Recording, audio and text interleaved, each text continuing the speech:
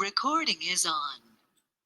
Bien, seguimos. Entonces, la cuarta herramienta de las nuevas de gestión de calidad es la matriz de priorización. También en esta herramienta en particular ustedes van a ver que en la bibliografía lo divide en dos, digamos, dos alternativas distintas de aplicación de la herramienta, ¿sí? Uno es el método del criterio analítico completo y otro es el método del consenso de criterio. La diferencia entre uno y otro es que en el primero la ponderación de los criterios se calcula, ¿sí? Aritméticamente o analíticamente. En cambio, en la segunda metodología, el peso de los criterios es un acuerdo entre los miembros del grupo de trabajo. Pero básicamente esta matriz de priorización nosotros también la utilizamos en organización y gestión de empresas cuando vimos la unidad de toma de decisiones, ¿sí? Y bueno, insisto, como verán en la bibliografía se puede complejizar un poco más, pero em, para el objetivo de la materia con que ustedes pudieran utilizarla con, de la misma forma por ahí que lo utilizábamos en toma de decisiones en la cátedra de organización, está bien y ahora vamos a ver un ejemplo, pero no hace falta, digamos, complejizarla. Dice, se utiliza para priorizar criterios conocidos para la toma de decisiones, como decíamos recién, analizar cada causa a través de distintos criterios, como puede ser la importancia, la frecuencia, la visibilidad. Los criterios van a ser aquellos eh, que consideremos importantes para esa decisión que tenemos que elegir, y si se obtiene un dato cuantitativo que prioriza las causas analizadas cuando justamente por ahí la situación no me permite tener un dato cuantitativo y tengo que basarme en lo cualitativo. Permite elegir entre alternativas, es útil cuando existe desacuerdo en cuanto a la priorización de los criterios de selección. Esto sobre todo se aplica más a las metodologías por ahí un poco más complejas que decíamos recién que están en la bibliografía. Y las alternativas están muy relacionadas entre sí, lo cual dificulta la elección entre una u otra. De esta forma, al llegar o al aplicar una metodología cuantitativa, nos permite poder determinar una alternativa mejor con mayor facilidad. Bien, acá tenemos, por ejemplo, dice la determinación de las causas de un problema, ¿no? Que las identificadas como principales son la falta de respuestas, la puesta a punto, los procedimientos y la bandeja de alimentación, ¿no?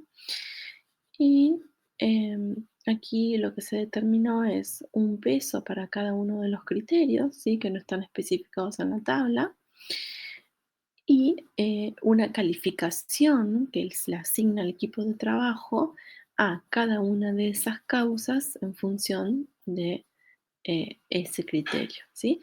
Y así multiplicando la calificación por el peso y sumando para cada una de las causas la calificación por el peso de todos los criterios, obtenemos una puntuación total, perdón, que es la que vamos a utilizar para tomar las decisiones, ¿no? De cuál es la causa, en este caso, que tiene mayor relevancia, es la de procedimientos. Bien, bueno, pero como decíamos, esta herramienta ya la vimos en organización y gestión, así que en el ejercicio práctico tienen un ejercicio de matriz de ponderación, pero también es así bastante sencillo, digamos. Sigamos con la siguiente herramienta, es la diagrama matricial, ¿sí? Se utiliza para establecer puntos de conexión lógica entre grupos de características. Permite determinar líneas de actuación a seguir, definiendo la mejor alternativa. Permite observar qué elementos tienen relación con otros y qué tan fuertes son esas relaciones en forma visual, y mejora el método de trabajo con la observación de un elevado número de factores. Esta herramienta del diagrama matricial también, ¿sí?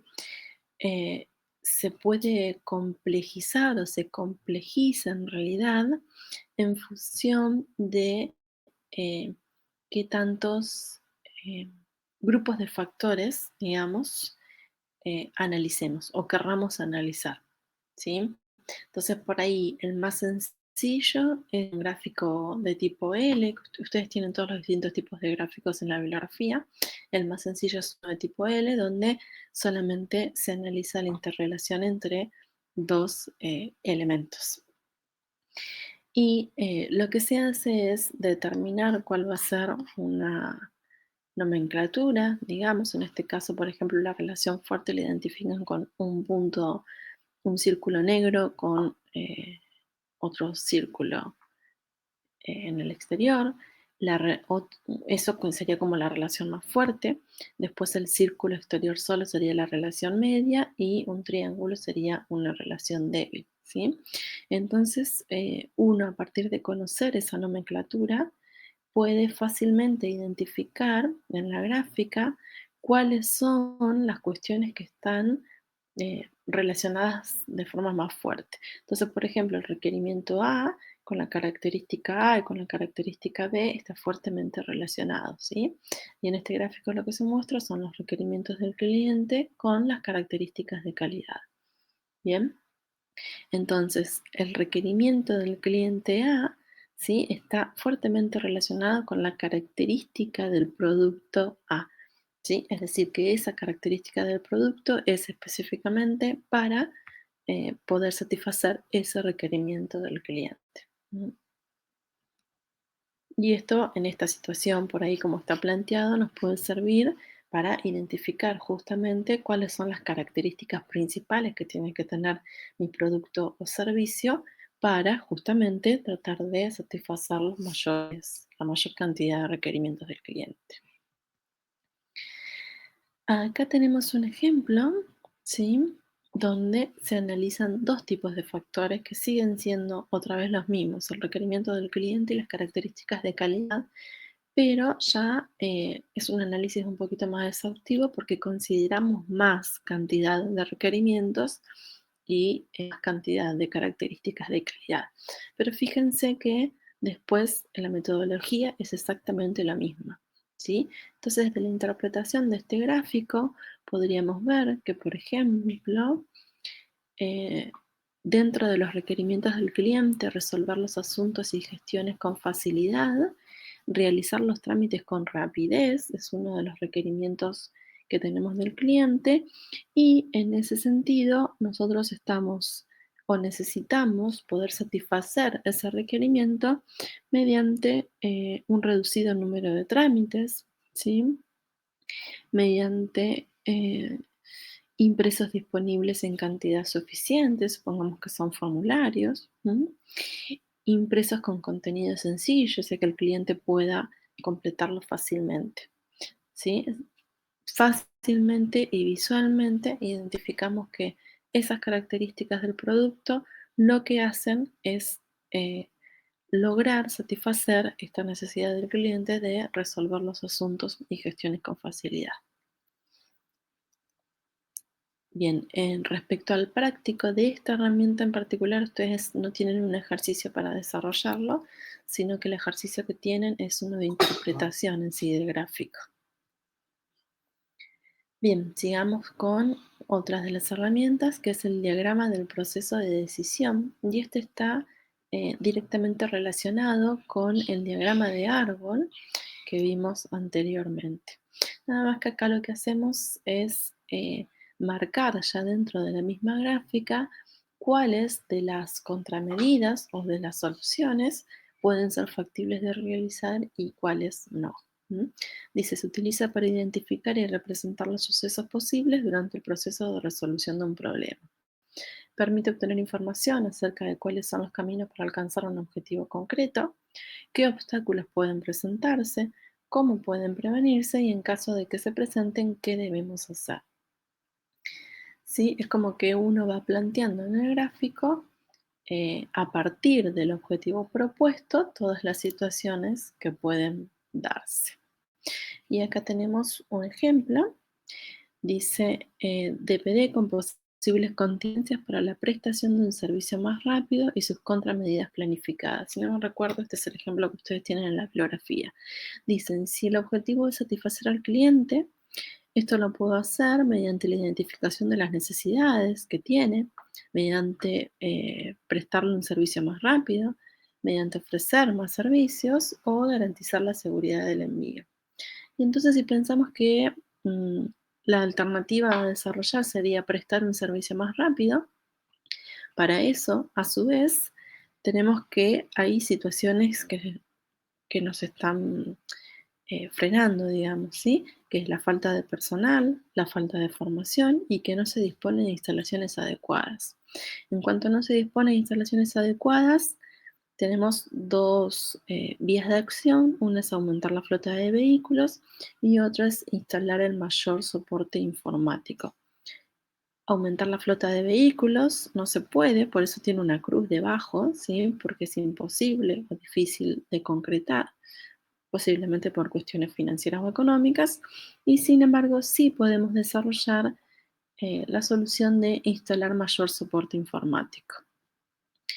Si vamos a los otros caminos de acción, digamos, para prestar un servicio más rápido, en cuanto a la falta de personal y la falta de formación, podríamos contratar personal cualificado que ayudaría a resolver las dos situaciones. En cuanto a la falta de formación, podríamos proporcionar formación adecuada, que en este gráfico está marcado como que es imposible, tal vez sea por una cuestión de tiempo. El contratar personal cualificado sí, está marcado con un círculo, o sea que es factible. Y en cuanto a la falta de personal, dice personal polivalente, es decir, que el mismo personal que tenemos pueda cubrir, digamos, diferentes tipos de tareas. Está marcado como que no es posible y sí podemos contratar más personal. Entonces, gráficamente podemos visualizar cuál es el objetivo, ¿sí? Cuáles son las distintas estrategias que nos permitirían alcanzarlo, qué cuestiones nos están frenando para desarrollar esas estrategias y qué podemos implementar para tratar de resolver esas, esas faltas, digamos, ¿sí? Esos inconvenientes en implementar las distintas estrategias para alcanzar el objetivo, que en este caso es satisfacer al cliente. Bien. El último, diagrama de flechas. Y los que cursaron investigación de operaciones el año pasado, o tal vez el anterior, recuerdan seguramente cuando vimos CPM y PERT. Esto es básicamente lo mismo, es de hecho, aunque por ahí CPM y PERT es un poco más complejo porque hacemos un análisis más detallado, lo que nos permite por ahí obtener más información, ¿sí? Lo que buscamos en gestión de la calidad es más que nada el hecho de que ustedes piensen que el diagrama de flechas es una herramienta que nos puede ayudar a mejorar un proceso, ¿sí? O a resolver determinado problema. Dice, se utiliza para representar gráficamente el desarrollo de un proyecto o actividad, analizando sus tiempos y actividades críticas. Permite planificar y controlar de forma adecuada y eficaz el desarrollo y progreso de cualquier proyecto y puede ser utilizado para el trabajo diario. Y por ahí a esto apuntamos con el hecho de no, no digamos, mm, no pensar en CPM y en PERT, que son como desarrollos más avanzados del diagrama de flechas, sino en pensar por ahora, aunque sea, en poder diagramar, ¿sí? Dibujar, digamos, el diagrama con las interrelaciones que tienen las distintas actividades. Por eso es que en el trabajo práctico tienen un ejercicio, pero si bien tienen los datos de los tiempos de cada una de las actividades, lo que les pedimos es que hagan el diagrama de red, ¿sí? Donde uno puede identificar cuáles son las antecesoras y las predecesoras de cada una de las actividades. Si tienen ganas de recordar los conocimientos de investigación de operaciones, estaría genial que determinen cuál es el tiempo de duración de ese proyecto, pero no es obligación. Bien, y acá tenemos un ejemplo, ¿no? Fíjense que si ustedes se acuerdan de investigación de operaciones, nosotros veíamos que había como dos formas de hacer el diagrama. uno era con las actividades en las flechas y otro era con las actividades en los nodos. Nosotros normalmente trabajamos con las actividades en las flechas y es tal cual como está hecho este gráfico que pusimos como ejemplo, ¿sí? Eh, bueno, creo que no merece mucha más explicación porque ya lo saben de investigación de operaciones, así que avancemos. Bien, aquí un pequeño resumen de estas 7 herramientas nuevas de habilidad, para qué podríamos utilizarlas, ¿sí? Principalmente, en realidad lo importante es conocer las herramientas y saber que son por ahí tan adaptables a la situación que las podemos aplicar en distintas situaciones. Bueno, pero aquí por ahí para las aplicaciones más importantes. Para identificar problemas, el diagrama de afinidad. ¿M? Para identificar las causas raíz del problema, el diagrama de relaciones. Fíjense que nosotros antes hablábamos acá del diagrama de Ishikawa. Bueno, ahora estamos hablando dentro de las nuevas que el diagrama de relaciones podría ser de utilidad para identificar las causas, y que por ahí la diferencia, como decíamos hoy, es que el diagrama de relaciones es eh, útil cuando las relaciones entre causa y efecto por ahí no son tan sencillas, ¿sí? Con lo cual un diagrama de Ishikawa no nos permite mostrar claramente que esas relaciones no son tan directas. Después, para identificar todas las soluciones posibles del problema, puede ser un diagrama de árbol, que nos permite ir desglosando, digamos, la situación problemática. Para seleccionar la mejor solución, una matriz de priorización, ¿sí? Que nos permite determinar justamente cuál es la mejor alternativa en situaciones que eh, por ahí son cualitativas, ¿sí? Entonces es difícil elegir entre varias alternativas. Y el diagrama matricial también, que nos permite ver qué tan fuerte es la relación entre distintos factores. Y para planificar la puesta en práctica de la mejor solución puede ser un diagrama de proceso de decisión, ¿sí? Donde vemos claramente qué alternativas son factibles y cuáles no, y un diagrama de flechas donde vemos cuál es la relación también entre las distintas alternativas. Bien, y decíamos que íbamos a agregar otras herramientas que, si bien no están en la bibliografía que les entregamos, son herramientas también muy intuitivas y son muy útiles, por eso es que las incluimos. No están en la parte práctica, salvo el gráfico de radar, ese sí, porque nos pareció más interesante. Pero bueno, esta es por ahí para que sepan de su existencia. Esta es la herramienta de campo de fuerza, de hecho, por ahí es algo que uno habitualmente sabe o suele utilizar, suele realizarla, por ahí no en hoja y papel, ¿sí? Pero sí, yo creo, de hecho, me he encontrado en muchas situaciones aplicándola aún antes de conocer la herramienta en sí. Bueno, dice, es una herramienta que ayuda a facilitar el cambio. El análisis del campo de fuerzas ve el cambio como el resultado de fuerzas diferentes que compiten entre sí. Dice, es usada cuando se requiere cambios significativos. Entonces pensamos en que tenemos un estado actual y un estado deseado, que tenemos que implementar ese cambio. eh, y bueno, tenemos que elegir, digamos, ¿sí? Si quedarnos en el estado actual o si eh, avanzar, implementar ese cambio para alcanzar el estado deseado. Y así tenemos fuerzas que nos impulsan a hacer ese cambio y fuerzas que nos frenan, que nos restringen. ¿Mm? Entonces, aquí, por ejemplo, una situación también muy cotidiana, no cotidiana, digamos, sino familiar, ¿no? No es organizacional, digamos, que es la elección entre irnos con un automóvil viejo o cambiar a un auto nuevo.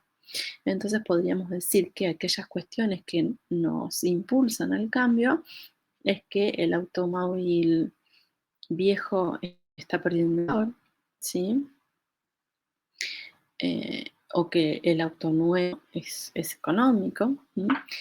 Que tenemos tasas de financiamiento bajas, ¿sí? Con lo cual podríamos sacar una financiación para el automóvil nuevo, que el costo de reparación del automóvil viejo es muy alto, entonces eso nos ayuda a modificarlo, y un símbolo de estatus, que por ahí el automóvil nuevo nos genera mayor, en ese sentido, símbolo de estatus que el viejo. Y en cuanto a las fuerzas que los restringen, pueden ser que los pagos, por ejemplo, de la patente del automóvil nuevo son más elevados. Em, bueno, ¿qué es mejor que un bote? Dice por acá, el esposo o la esposa querrá uno también. Bueno, no sé si son cuestiones a analizar. El automóvil viejo no se ha pagado, pequeño detalle. Trabajo no muy seguro, hijo en la universidad y pagar las cuentas. Evidentemente aquí hay muchas más fuerzas que restringen, con lo cual eh, deberíamos de elegir quedarnos en la situación en la que estamos actualmente, quedarnos con el automóvil viejo.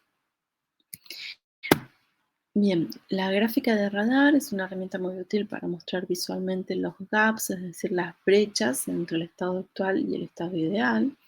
Se utiliza para captar las diferentes percepciones de todos los miembros del equipo con respecto a ciertos aspectos, mostrar los cambios y presentar claramente las categorías importantes, ¿sí? Aquí ustedes tienen un ejemplo muy sencillo, ¿sí? Em, que bueno, que lo que muestra es eh, por ahí tres situaciones distintas, ¿sí? La línea puntuada, esas son las prácticas básicas, ¿sí? La línea con los triángulos dice un estado intermedio y después tendríamos el estado ideal de cada uno de estos factores. Por ahí visualmente es muy útil justamente para esto, ¿no? Para mostrar qué tan lejos estamos de la situación ideal. Entonces, si yo veo que tengo eh, un gráfico donde la situación actual está muy lejana, o sea, hay mucha brecha, hay mucho espacio visualmente entre la situación en la que estoy ahora y en la que quiero estar, evidentemente en esos factores es en los que voy a tener que hacer mayor hincapié para reducir esa brecha. Y después la herramienta de los 5 por qué.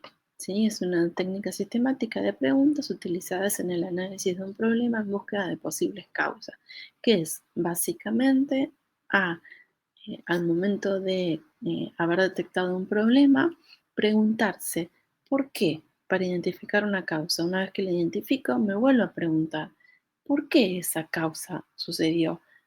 Y así sucesivamente se habla de 5, pero pueden ser 3 y que ya no encuentre o no tenga sentido seguir preguntándome el por qué, o tal vez puedan ser más, ¿sí? Dice, mm, nivel del problema. Bueno, hay una mancha de aceite en el piso, ¿sí? El nivel correspondiente de la solución sería directamente limpiar el piso. Si yo lo dejo ahí, ¿sí? En que hay una mancha de aceite en el piso, bueno, lo limpio, ya está, lo resolví. ¿Por cuánto tiempo? Posiblemente a la hora vuelva a mirar y esa mancha va a estar nuevamente en el piso, ¿sí? Porque no estoy resolviendo la causa de ese problema, sino que estoy resolviendo solamente el síntoma más visible. Entonces, hay una mancha de aceite en el piso, bien, lo limpio, perfecto, pero no lo dejo ahí. Me pregunto por qué hay una mancha de aceite en el piso.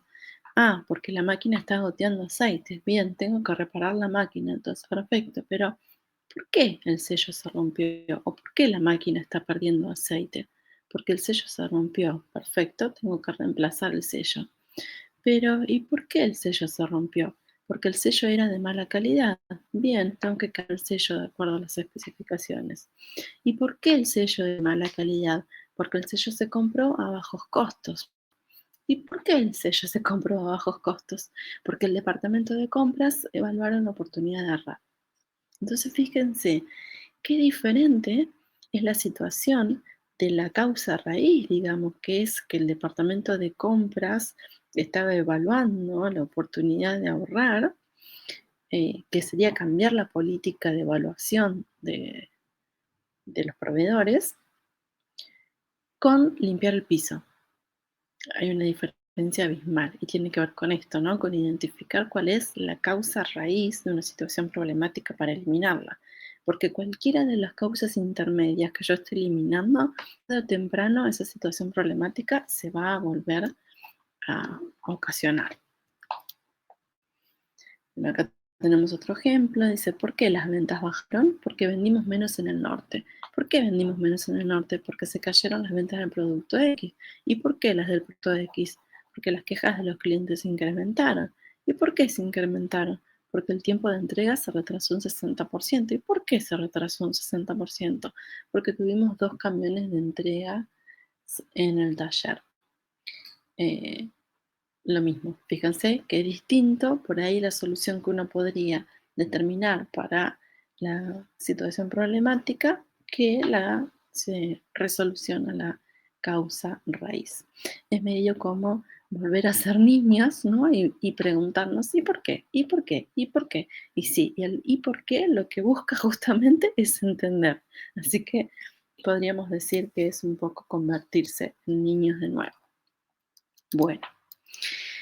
Bien, entonces hasta aquí estamos con eh, las herramientas nuevas.